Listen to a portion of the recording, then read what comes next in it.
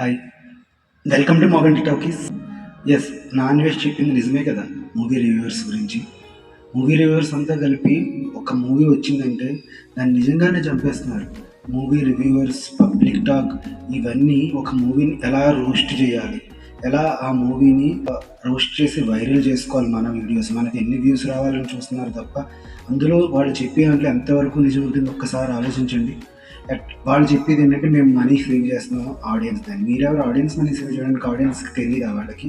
ఇదివరకు కూడా mouth talk ఉండేది, అప్పుడు కూడా ఫ్లాప్ అయ్యి హిట్ అయ్యి సూపర్ హిట్ అయ్యి బ్లాక్ బాస్టర్ అయ్యి. ఇప్పుడు ఏమవుతుందంటే మూవీ వచ్చిందంటే యావరేజ్ అయితే చాలు, ఇంకా మూవీ మీద ట్రోల్స్, రోస్టింగ్, ఎట్లా అయితే ఆ మూవీని విమర్శించి వ్యూస్ రప్పించుకోవాలి, వాళ్ళ వీడియో వైరల్ అవ్వాలి, అది ఒక్క థాట్లోనే ఉంటున్నారు తప్ప అరే దీనివల్ల మూవీ ఎంత ప్రాబ్లం అవుతుంది, ఆ ప్రొడ్యూసర్ ఎంత లాస్ అవుతున్నాడు, ఆ మూవీకి వర్క్ చేసిన వాళ్ళకి ఎంత మనీ లాస్ అవుతుంది అన్నట్టు అసలు ఎవ్వరూ ఆలోచించట్లేదు.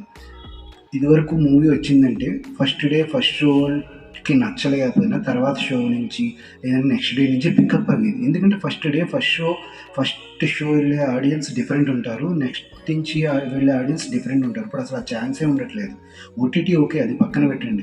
అట్లీస్ట్ 1 వీక్ 3 డేస్ కలెక్షన్స్ అన్న వస్తాయి కదా మూవీ. ఈ మూవీ రివ్యూవర్స్ ఏం చేస్తున్నారు, సూపర్ అని ట్రోల్ చేసి పాడేస్తున్నారు.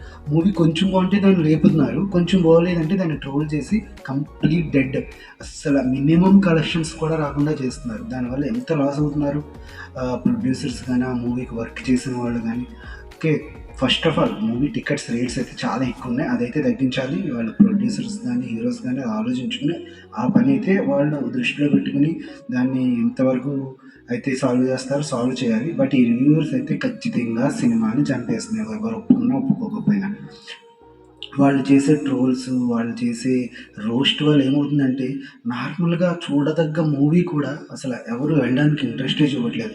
ఎందుకు ఎగ్జాంపుల్ 'రాజా సాబ్', 'లైగర్' ఆ మూవీస్ మరీ అంత దారుణంగా లేవు. అట్లీస్ట్ ఎంజాయ్ చేసే విధంగానే ఉన్నాయి. కొంతమంది ఆడియన్స్ నచ్చుతాయి, కానీ కంప్లీట్ ఈ రివ్యూస్ వల్ల, ట్రోల్స్ వల్ల మొత్తం డెడ్, అసలు కలెక్షన్సే రాకుండా పోతున్నాయి మూవీస్కి.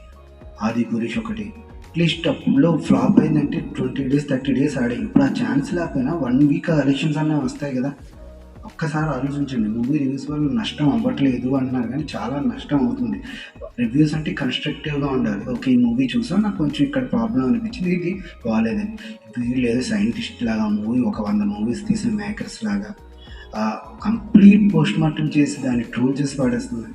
ఓకే, మూవీస్ అన్నది క్రియేటివ్ ఫీల్డ్. ఓకే, కొన్నిసార్లు హిట్ అవుతుంది, ఎక్కువ సార్లు ఫెయిల్ అవుతుంది.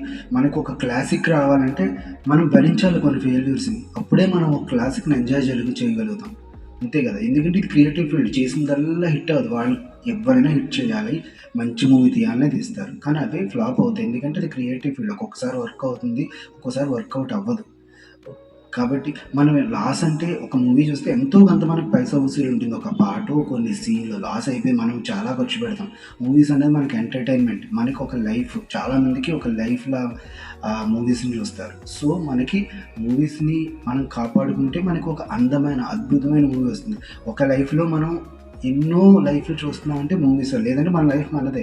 కానీ మూవీస్ వల్ల రకరకాల లైఫ్స్, ఓకే ఈ లైఫ్ ఇలా ఉంటుంది, ఇట్లా ఉంటుంది, ఈ మూవీలో ఎలా జరిగింది, అట్లా చాలా వరకు మనం ఎక్స్పీరియన్స్ చేస్తున్నాం మూవీస్ వల్ల. ఇప్పుడు ఏమవుతుంది, మూవీస్ని చంపేస్తున్నారు, పూర్తిగా కిల్ చేస్తున్నారు. సో ప్లీజ్ రివ్యూవర్స్ ఆలోచించండి, మీ రివ్యూస్ కన్స్ట్రక్టివ్గా ఇవ్వండి, ఇబ్బంది పెట్టద్దు ఎవరిని. అలాగే ప్రేక్షకుల మైండ్ సెట్ కూడా మార్చకండి.